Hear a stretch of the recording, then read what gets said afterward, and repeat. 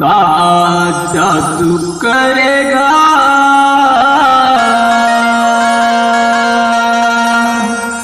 का भाखा मारे का जादू करेगा का भाखा मारे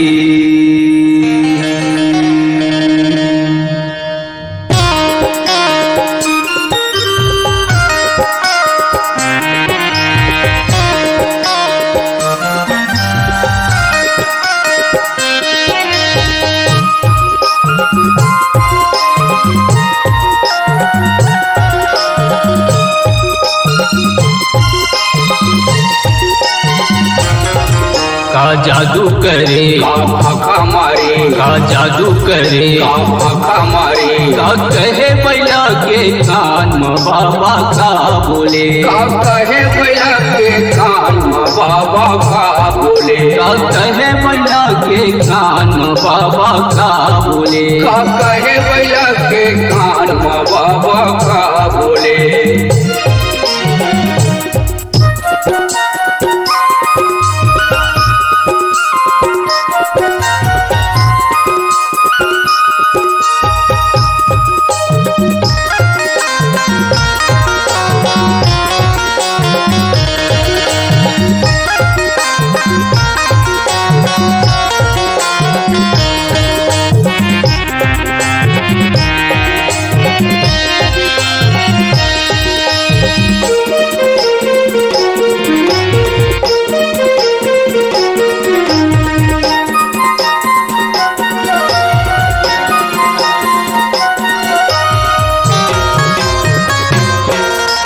बैल रहीस गरिया नांगर मान रेंगे एक बैल रहीस गरिया नांगर मान रेंगे एक ओला मार के नंगरिया पिटमा करते रही सोकर ओला मार के नंगरिया पिटमा करते रही सोकर का जादू करे का भाखा मारे का जादू करे का भाखा मारे बैला रेंगती पवन समानी बाबा का बोले बैला रेंगते पवन समान बाबा का बोले बैला रेंगती पवन समानी बाबा का बोले बैला रेंगते पवन समान बाबा का बोले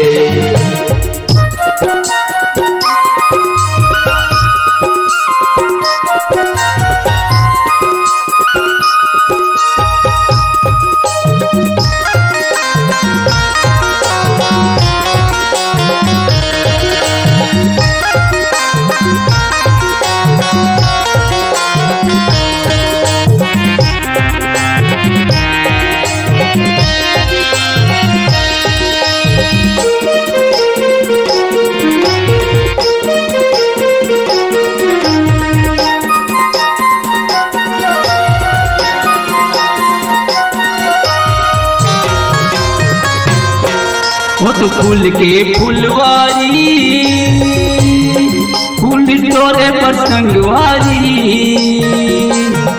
तो फूल के फुलवारी फूल तोरे पर संगवारी सांप काट के गिरावे तोरे बुधुल संगवारी सांप काट के गिरावे तोरे बुधुल संगवारी का जादू करे का भाखा मारे का जादू करे का भाखा मारे का दिए पिलाए खोल बाबा का बोले का दिए पिलाए खोल बाबा का बोले का दिए पिलाए खोल बाबा का बोले का दिए पिलाए खोल बाबा का बोले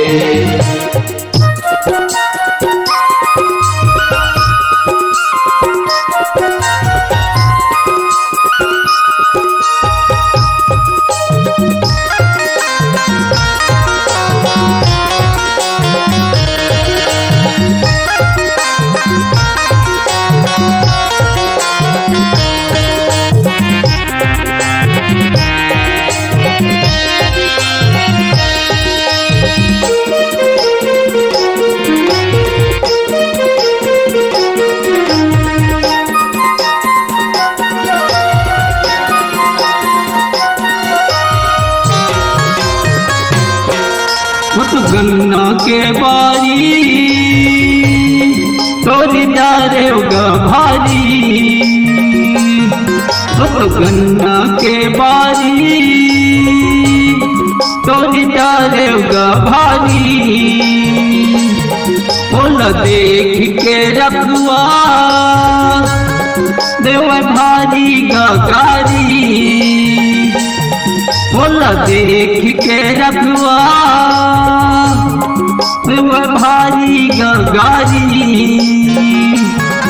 का जादू करे हमारे का जादू करे हमारे कटावती हाले डोले बाबा का बोले कटकटावट हाल डोले बाबा का बोले कटावती हाले डोले बाबा का बोले कटकटावत हाल डोले बाबा का बोले का जादू करेगा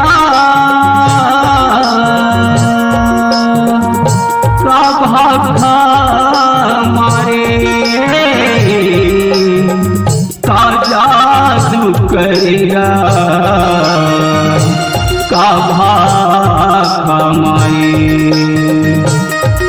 का जादू करे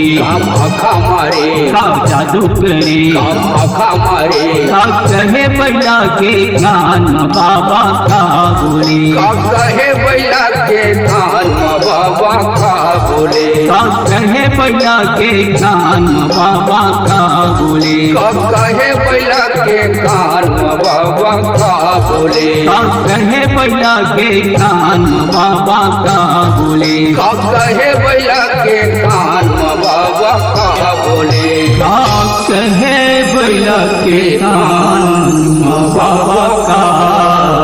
बोले।